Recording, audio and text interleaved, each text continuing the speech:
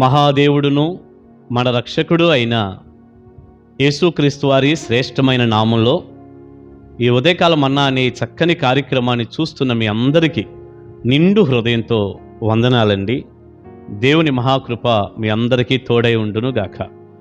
మీరు ఆధ్యాత్మికంగా దీవించబడాలి, భౌతికంగా కూడా ఆశీర్వదించబడాలి. 2024 సంవత్సరం చివరి నెలలోకి వచ్చేసాం. 2025లోనికి మనం వెళ్తాం కొద్ది రోజుల తర్వాత. తప్పకుండా 25 అంతా మీకు దీవెనకరంగా ఉండాలని కోరుకుంటూ ఉన్నాను. అయితే ఈ డిసెంబర్ నెలంతా కూడా ఎక్కడ చూసినా కూడా క్రిస్మస్ వాతావరణాలు. ఈ క్రిస్మస్ అనేటటువంటి మాటనండి చాలామంది పాపం వారికి నోరు తిరక్క క్రిస్మస్ని కిస్మిస్ అని పిలుస్తూ ఉంటారు. ఈరోజు కిస్మిస్ పండగ, ఈరోజు కిస్మిస్ అంటూ నోరు తిరక్క కిస్మిస్ కిస్మిస్ అంటూ ఉంటారు. ఈ మధ్యకాలంలో నాకు అనిపించింది కిస్మిస్ ఏమో కానీ క్రీస్తు మిస్సు అని. మరోసారి చెప్పనా? ఈ క్రిస్మస్ అనే మాట, ఈ కిస్మిస్ అనే పదం ఏమిటో కానండి, క్రీస్తు మిస్ అని. కిస్మిస్ కాదు, క్రీస్తే మిస్సు. అవును, క్రీస్తే మిస్ అయిపోయాడు. నిజమే. క్రీస్తు లేకుండానే ఎంతమంది క్రిస్మస్ చేస్తున్నారు చెప్పండి. ఈరోజు జరిగే క్రిస్మస్ ఆరాధనలన్నిటిలో క్రీస్తు ప్రభు ఉన్నాడని మీరు అనుకుంటున్నారా? చాలా స్థలాల్లో, చాలామంది జీవితాల్లో యేసు ప్రభువే లేడు. ఒక మాట చెప్పనా మీకు? ఒక సందర్భాన్ని చెప్తాను. ఒకసారి ఇలాగే క్రిస్మస్ ఆరాధనలో వాక్యం అందించడానికి ఒక దైవ సేవకుల్ని ఓ ప్రాంతం నుంచి హైదరాబాదు ప్రాంతానికి పిలిచారట. ఆ పిలువబడిన పాస్టర్ గారి పేరు ఎర్నెస్ట్ గారు. ఆయన్ని పిలిస్తే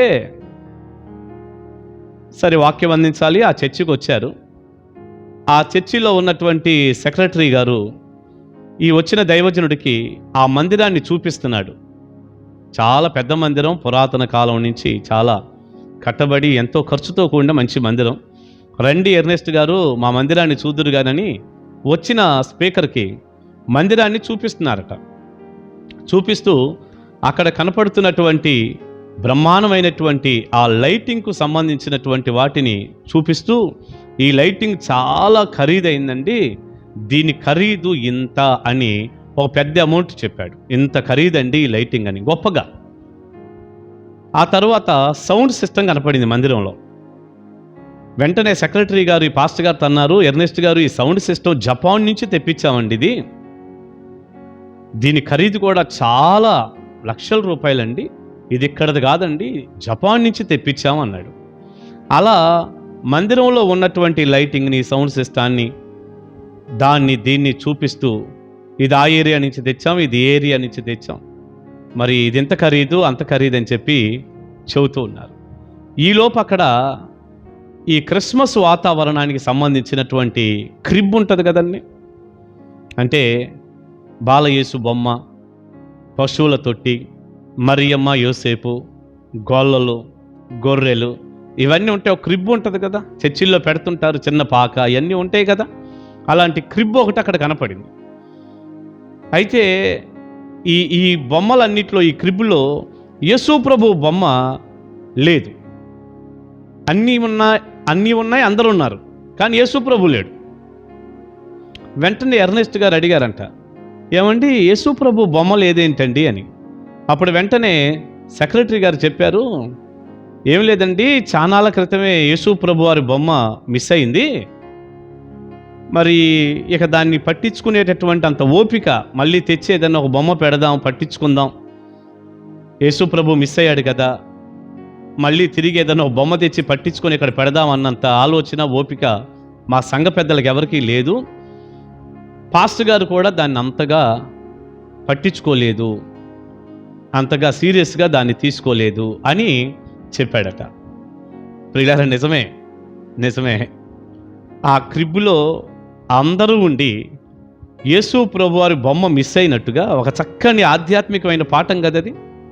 ఈ రోజున మనం చేసేటటువంటి ఆరాధనల్లో కానీ, మన ఇళ్లల్లో కానీ, యేసు ప్రభుని నమ్మామని చెప్పుకునే వారి దగ్గర కానీ అన్నీ ఉంటాయి, అందరూ ఉంటారు, ప్రభు తప్ప. అవును, చూడండి, క్రిస్మస్ వాతావరణాల్లో బ్రహ్మాండమైన ఆరాధనలు, రంగులు హంగులు, భోజనాలు, మంచి లైటింగ్లు, స్టేజీలు, మీటింగులు, డ్యాన్సులు, పాటలు, ఓకే, అన్నీ చాలా ఉంటాయి. ఇక క్రైస్తవులు కాబట్టి వారింట్లో ఎక్కడో ఒక మూలన ఒక బైబిల్ ఒకటి మూలన పడి ఉంటుంది, గోడకేమో ఒక క్యాలెండరు, ఇంట్లోనేమో ఏదైనా 4-3 ఫ్రేమ్స్. ఇలా మేము క్రైస్తవులం కాబట్టి ఏదో ఆచారపూర్వకంగా పైకి కనపడేటటువంటి ఇలాంటివి కొన్ని కనపడుతూ ఉంటాయి. ఇవన్నీ పై ఉన్నాయి కానండి, అసలు ఆయన మిస్ అయిపోయాడు. అదే మనం చెప్పుకుంటుంది, ఇది కిస్మిస్ కాదు, క్రీస్తు మిస్ అని. క్రీస్తే మిస్ అయిపోయాడు. క్రిస్మస్ పండగల్లో క్రీస్తు లేడు. క్రీస్తు లేకుండానే ఎన్నో పండగలు, ఎన్నో ఆరాధనలు. ఏమంత ఉపయోగం ఉంది? యేసుప్రభు లేకుండానే వెళ్ళిపోతున్నారు, వీళ్ళ జీవితం అంతా అలాగా కొనసాగుతున్నారు. ఆ మాట బైబిల్లోనే ఉందండి. ఆ మాట చూడండి, ఇక్కడ లూకాసు వార్తలో మనం 2వ అధ్యాయం 41 నుంచి చదివినప్పుడండి ఒక సందర్భం ఇలా కనపడుతుంది. నేను చదువుతాను చూడండి.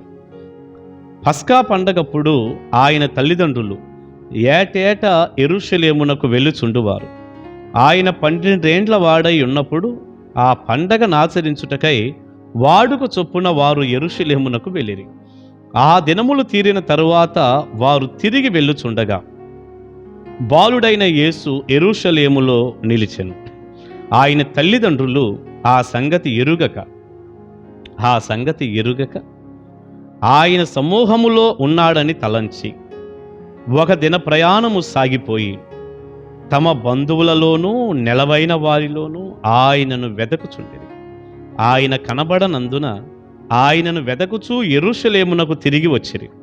3 దినములైన తరువాత ఆయన దేవాలయములో బోధకుల మధ్య కూర్చుండి వారి మాటలను ఆలకించుచు వారిని ప్రశ్నలు అడుగుచూ ఉండగా చూచిరి. మీకేం అర్థమైంది? యేసు ప్రభు వారికి 12 సంవత్సరాల వయసున్నప్పుడు యోసేపు మరియమ్మలు యేసు ప్రభు వారిని తీసుకొని, వారేగా తల్లిదండ్రులు, యేసయ్యను తీసుకొని పస్కా పండగ ఆచరించాలని యెరూషలేముకు వచ్చారు. సరే, ఆ పండగ రోజులు అయిపోయి తిరిగి వెళ్తున్నారు. వీళ్ళు అనుకుంటున్నారు, మా కుమారుడైనటువంటి యేసు జనసమూహంలో ఉన్నాళ్ళే అని. ఒకరోజు ప్రయాణం చేశారు. జనసమూహంలో చూస్తే యేసయ్య లేడు. బంధువుల్లో చూశారు, మీతో ఏమన్నా మా బాబు వస్తున్నాడా, యేసయ్య వస్తున్నాడా అని. యేసయ్య లేడు. నెలవైన వారిలో, కాస్త పరిచయంగా ఉన్న వారిలో అడిగారు. వారు కూడా మాకు తెలియదమ్మా, మీ బాబు మాకు తెలియదు, మాతో రాలేదన్నారు. మొత్తానికి జనసమూహంలో, బంధువుల్లో, నెలవైన వారిలో కనపడిన ప్రతి స్థలంలో వెతికితే ప్రభువు లేడు. కానీ వీరేమనుకున్నారు, ఆయన వస్తున్నాడు, మాతోనే కాస్త ముందో వెనకో నడుస్తున్నాళ్ళే, ఆ జనసమూహంలో ఉన్నాడు అనుకున్నారు. అందుకే ఇక్కడ ఒక చక్కని మాట మనం చదువుతున్నాం. ఆయన తల్లిదండ్రులు ఆ సంగతి ఎరుగక. ఏ సంగతి? యేసయ్య వారితో లేరు, యేసయ్య వారితో లేడన్న సంగతి వారు ఎరుగక ఆయన యెరూషలేములోనే నిలిచిపోయాడు. వీళ్ళేమో మాతోనే ఉన్నాళ్ళే అనుకుంటున్నారు. ప్రియబిడ్డ, ఈ రోజున అందరి పరిస్థితి ఇదే. ఉన్నాడు అనుకుంటూ వెళ్ళిపోతున్నారు, ఉన్నాడులే అనుకుంటూ కొనసాగుతున్నారు. అదేమంటే మా దగ్గర బైబిల్ లేదా, క్యాలెండర్ లేదా అని చెబుతున్నారు. యేసుప్రభుని నమ్ముకున్నాం అంటున్నారు, కానీ వారి జీవితమూ మారలేదు, పాపం నుండి బయటికి రాలేదు, ప్రభు వారితో అసలు లేడు, ఉన్నాడనుకొని కొనసాగుతూ ఉన్నారు. ఎరుగక. నిజంగా చాలామందికి తెలియదు. మరే తల్లికి, యోసేపు గారికి తెలియనట్టు చాలామందికి తెలియదు. ఆయన మిస్ అయిపోయిన సంగతి కూడా తెలీదు. ప్రియబిడ్డ, ఈ మంచి ఉదయకాలం ఈ మాటలను వింటూ ఉన్నావు. క్రిస్మస్ వాతావరణాలలో దైవజనుడిగా నేను మిమ్మల్ని సూటికి ఒక మాట అడుగుతున్నాను. చాలా బాధగా ఉంటుంది నాకు ఈ విషయం. ప్రభువు మీతో ఉన్నాడా? మీ క్రిస్మస్లో క్రీస్తు ఉన్నాడా, లేకపోతే క్రీస్తు మిస్ అయ్యాడా? ఒక్కసారి ఆగి ఆలోచించండి. యేసు ప్రభు లేకుండా మనం చేసే ఏ క్రిస్మస్ ఆరాధన అయినా ఏ ప్రయోజనం లేదు. క్రీస్తుని కలిగి ఉండి ఆయన ఆరాధిస్తూ అప్పుడు చేయండి క్రిస్మస్ ఆరాధన. అది కదా నిజమైన దీవెన, అది కదా నిజమైన సంతోషం. మరి ఇప్పుడు ఏం చేయమంటారు పాస్టర్ గారు అంటారా? ఏం చేయదు, పశ్చాత్తాపడండి. ప్రభువా నాకు సహాయం చేయమని అడగండి. మరి నా హృదయంలోనికి రండయ్యా అని అడగండి. నీ జీవితాన్ని సరి చేసుకో. ప్రభువా నువ్వు నాకు మిస్ అయ్యావు, నేను దూరం చేసుకున్నాను, నువ్వు నాకు కావాలయ్యా అడగండి. తప్పకుండా ప్రభు మీ హృదయంలోనికి వస్తాడు, మీ జీవితాన్ని అద్భుతంగా మార్చివేసి ఎన్ని దీవెనలు ప్రభు ఇస్తాడో మీరే చూద్దురు. కానీ ప్రార్థన చేసుకుందాం. పరిశుద్ధుడు అయిన తండ్రి, మీకు వందనాలయ్యా. విత్తబడిన ఈ సందేశం మీ బిడ్డలకు దీవెనకరంగా చేయండి. మీ ఆశీర్వాదం, మీ దీవెన మీ పిల్లలకు నిండారులుగా ఉండునుగాక. మీరు లేకుండా మిమ్మల్ని మిస్ చేసుకొని చేసే ఆరాధనలు మాకే ప్రయోజనం లేదు ప్రభువా. మిమ్మల్ని కలిగి ఉండే కృప ఇవ్వండి. ఎంతమంది బిడ్డలు పశ్చాత్తాపడి ప్రభువా ఈ పైవేవో మా దగ్గర ఉన్నాయి, కానీ మీరే మాకు మిస్ అయిపోయారు, మీరు కావాలయ్యా, మీరు లేకుండా మేము ముందుకు వెళ్ళలేమని ఎంతమంది బిడ్డలైతే నాయన మిమ్మల్ని పశ్చాత్తాపంతో కన్నీటితో అడుగుతున్నారు, వారందరి హృదయాల్లోనికి జీవితాల్లోనికి మీరు వచ్చి మీరు ఉండటం ద్వారా కలిగే ప్రతి దీవెన వారికి దయచేసి నిజమైన క్రిస్మస్ ఆరాధన వారు చేసుకునే కృప దయచేయండి. యేసు నామాని ప్రార్థన మనవులు అడుగుచున్నాను తండ్రి, ఆమేన్. God bless you. దేవుని మహాకృప మీకు తోడే ఉండి క్రీస్తు మీకు దొరుకునుగాక. ఆమేన్. కలుసుకుందాం.